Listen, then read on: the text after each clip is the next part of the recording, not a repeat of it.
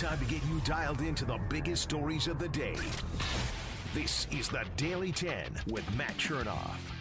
Yes, we've made it. It's time for the Friday edition of the Daily 10. Thank you so much for making us a part of your day, and we appreciate you being a part of the podcast. Wherever it is you get your favorite podcast, subscribe or follow, and this will be waiting for you each and every day. We are brought to you by United Bin Cleaning and Pressure Washing, where they will give you 10% off any pressure washing job or soft wash of your home if you mention the promo code MATTLANA when you go to UnitedBinCleaning.com, or because I have a great relationship with the owner, Jeff Terry, you can call him directly at 404-889-3355. Again, that's 404-889-3355. Be the envy of the neighborhood. Get the driveway cleaned up. They did my driveway, my deck, my fence. Soft wash your home. It'll look brand new. 10% off when you mention promo code MATTLANA. And all this month, win the bin. If you go on Facebook or Instagram, you can win $500 worth of stuff in a 32-gallon bin. Gift card, summer fun, by following or liking United Bin Cleaning on Facebook or Instagram. All right, let's get to the business of the day. As we approach the All-Star break, the Braves are now faced with a series against the Marlins, needing a sweep to get over 500 for the first time this season as they head into the break. To give you some context on this, the last time the Braves were under 500 at the All-Star break was 2017, while they were still in the midst of their rebuild. They were just 42-45 at that time. They're just 42-44 right now. There was no All-Star break a year ago, obviously. We had the 60-game season. So let's go back to 2019, our last full 162-game season. The Braves were 54-37 at the break. The year before that, in the surprising 90-win season that won them the division in 2018, they were 52-42 at the break. So, what is the uphill challenge the Braves are facing? I know Braves fans don't want to hear this, but you have to go all the way back to the year 1991 to find a Braves team that was under 500 at the break that went on to win the division. That Braves team in 1991 was 39-40, and they were 9.5 games behind the Dodgers at the All-Star break. They came out smoking in the second half, went 55-28 to finish at 94-68. Now, we didn't know it at the time, but that was a staff that had Hall of Famers headlining it. Glavine and Smoltz at the top. It also had a phenom in Steve Avery, very consistent, a veteran in Charlie Leibrandt. Does this Brave pitching staff resemble that? Well, it's been pretty good. The answer is no. So that's the battle. There's the climb the Braves are facing in the second half. If you want some positivity, it's the division. There's nobody great in the division. The Mets have led now in the NL East for a good while, but they haven't been able to pull away because, again, they're not great themselves. So they're up on the Braves by 4.5 games. Now, here is why this series against the Marlins is kind of a microcosm of the Braves season and kind of the difference in this team as opposed to the last 3 years. The Braves are just 4-6 against the Marlins this season. And you can make a great argument that the reason the Braves were the 3-time defending NL East champs is because they took care of the Marlins in such a way that, I mean, it left no doubt. They dominated what was at a time the worst team in the division. And even in the shortened season last year, the Braves had success against the Marlins. And remember, Miami went to the postseason. The last 3 years, the Braves were 35-13 against Miami. Again, 35-13. Now they're 4-6. Does anybody trust that they're going to go down and find a 3-game win streak against a Marlins team that does pitch pretty well? We know that much. I couldn't begin to guess series to series, night to night, what you're getting from this team. You could win 2 of 3. You could get swept in 3 one-run games. I don't think any of us have any idea. So tonight, Charlie Morton gets the ball against Zach Thompson, and I want to talk about Charlie in a second. This will be the first time the Braves have seen the Marlins since the last Ronald Acuna Marlins beanball incident in Game 1 of that series a week ago. Now, I can't imagine they're going to hit him again, especially on the opening pitch or the opening AB, so I wouldn't think that would be an issue. I also don't expect the Braves to do anything. Some of this was back and forth in 2019.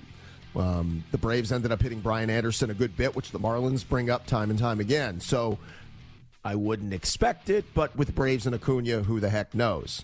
All right, back to Charlie Morton. Charlie Morton has had a weird year. Most of his starts have been pretty good, with the exception of an inning or a big moment in the game that end up costing him, which it's just weird because his stuff looks like Charlie Morton. Fastball high 90s, good breaking stuff. But the same issue that has killed Charlie all season is just one he cannot shake.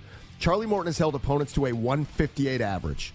He's given up only 2 home runs with nobody on base. He's held opponents to an OPS of 449. Great stuff. Unfortunately, though, opponents are hitting 318 with 7 home runs and 42 RBIs with runners on base. They're slugging 504 against Charlie in those situations with an OPS of 1.112. And it gets even worse with 2 outs and runners in scoring position. Opponents are hitting 364 against Morton, a 667 slugging percentage, and an even higher OPS, again at 1114. So a veteran, you would think, shouldn't have issues getting out of jams as much as Charlie does, but it's been his undoing this season. Okay, one more note on the Braves, and this is kind of a bigger picture thing. Yesterday on the podcast and on the radio, I brought up a scenario that if the Braves are still 3 or 4 games under 500 and somewhere hovering 5 to 7 games back of first place in late July, yes, I would consider trading my veteran players. You can tell yourself that you're within 5 or 7, anything can happen, but if you're still a team that hasn't crossed over 500 and you're 95, 100 games into the season, that's what you are. I mean, you can deny it. You can, like I said yesterday, let the ego get in the way and say, we've done it in the past, and I believe we can add a couple of pieces and make a run. Or you can be more realistic. And the toughest decision the Braves would make, and it would be very unpopular, is listening on trade offers for Freddie Freeman. There are 2 things at play here. If the Braves know they're not bringing Freeman back, well, it's absolutely 100% a no-brainer to listen on trade offers for Freddie. But there's a wrinkle to this. What if the Braves do go to Freddie and say, would you be open to being traded at the deadline? If he says yes, follow it with, and this is the wrinkle, we'd still like to bring you back in the offseason. If the contract terms make sense, it can be a win-win for Freddie, the Braves, and a glimpse at the future. And hear me out on this. Think back to the Yankees, what they did with Aroldis Chapman when they traded him to the Cubs in the midst of the Cubs World Series season, I think in 2016. They ended up bringing him back in 2017. So if you're the Braves, you're not in the race, really. Wouldn't you be doing a solid by Freddie by saying, would you be willing to go somewhere if Boston was interested, or San Francisco was interested, or the Dodgers, or San Diego, or whomever? You get back, I think, a decent prospect package. I know he's a walk free agent, but he's the reigning MVP. And then you talk to him again in the offseason about coming back if the finances allow it. That would be, again, the ultimate win-win for everybody involved. We are brought to you by the Daily Draft in downtown Woodstock. It's not your father's sports bar. It's the ultimate sports bar experience.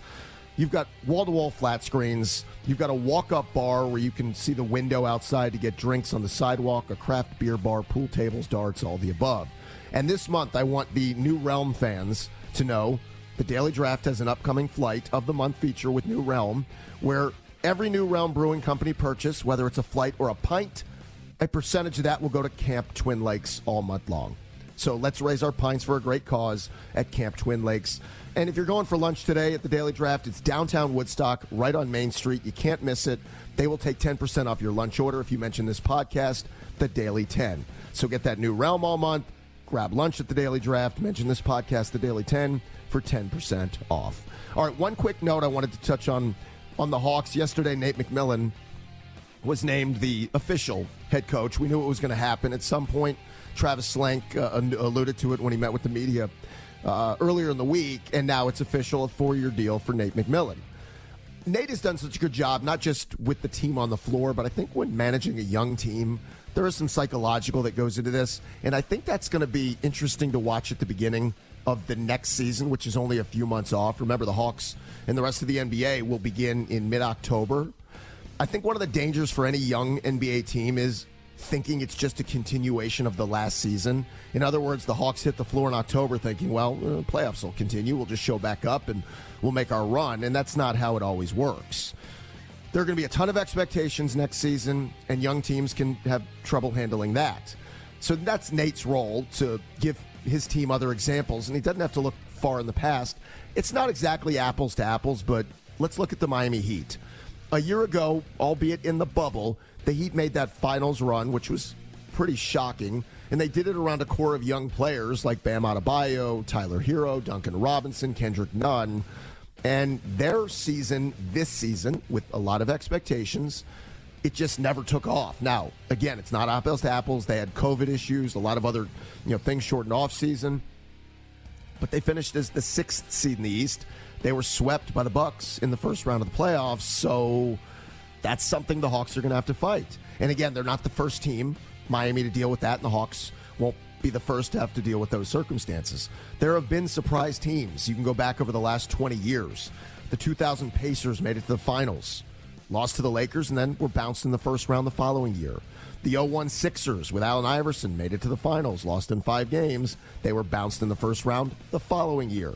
Even LeBron's Cavs in 07 made it to the finals, got swept by the Spurs, bounced in the second round in the following season. And Kevin Durant's OKC Thunder in 2012 made it to the finals, lost to the Heat in 5 games. They lost in round 2 the following year.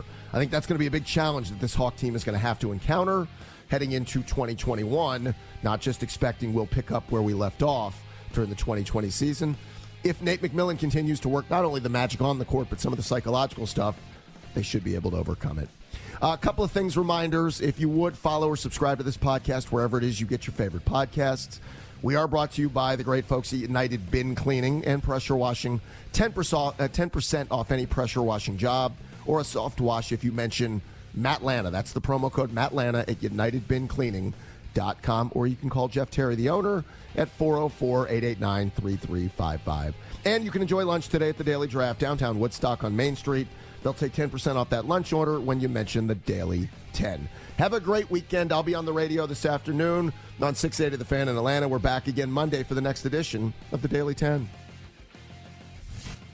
Subscribe to the Daily 10 now and get the latest breaking news and biggest stories of the day every morning. Get more at 680thefan.com or subscribe on Apple Podcasts, Google, or wherever you get your favorite shows.